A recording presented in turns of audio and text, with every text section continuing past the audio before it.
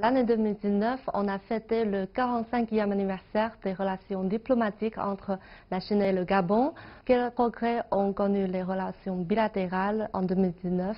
En 2019, beaucoup de réalisations ont été effectuées au niveau de la coopération sino-gabonaise. Nous avons reçu plus de 5 ministres et ces 5 ministres venaient pour des sujets, des thèmes, des aspects de coopération particuliers. Je prendrai l'exemple du ministre des Forêts. Il est venu en Chine et a signé un accord avec le département de gestion des forêts pour la gestion et l'aménagement des parcs nationaux.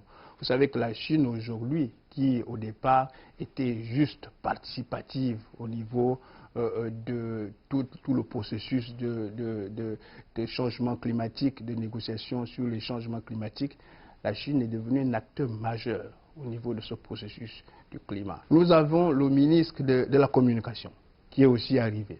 Vous savez, ici, je suis impressionné par l'Alipay, WeChat Pay, tout ce qui est Pay. On voudrait bien le mettre au Gabon, mais il faut avoir les infrastructures. Vous savez, les infrastructures, c'est comme si vous n'avez pas de route, vous ne pouvez pas circuler. Donc, il faut d'abord mettre ces infrastructures, et c'est la fibre optique, le backbone.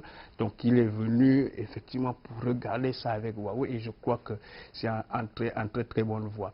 Et nous avions le ministre de l'Agriculture. Alors, le ministre de l'Agriculture est venu prendre part à l'ouverture de l'exposition internationale horticole de Beijing, qui s'est déroulée à Yangqing. Et le Gabon a pris part à cette exposition. Nous avons participé activement à cette exposition. Nous avons pu faire venir du Gabon les produits agricoles. Au niveau de 2019, je peux également vous préciser que la Chine a gardé son rang de vraiment premier partenaire économique du Gabon. La Chine garde ce rang depuis pratiquement au cours des 5 dernières années. Et ça, en 2019, en dépit de la pseudo-guerre commerciale avec les États-Unis, ce rang n'a pas évolué. Ce rang n'a pas du tout évolué. Bien au contraire, nous pensons qu'en 2020, cette relation économique sera beaucoup plus densifiée et approfondie. Les deux pays ont connu beaucoup de temps forts en 2019.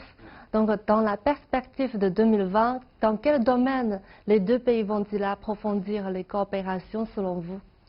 Nous pensons que 2019 a lancé les bases de 2020. Donc, les différentes visites dont je parlais tout à l'heure, il va falloir en assurer le suivi. J'ai manqué de préciser que le vice-président du CCPC a visité le Gabon en décembre 2019.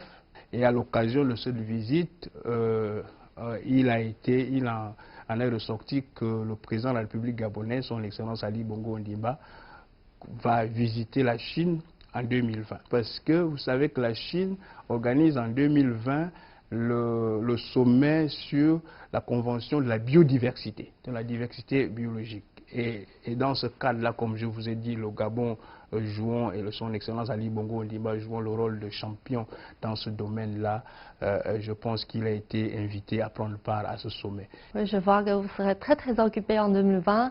J'espère que ce sera une année très fructueuse pour les deux pays.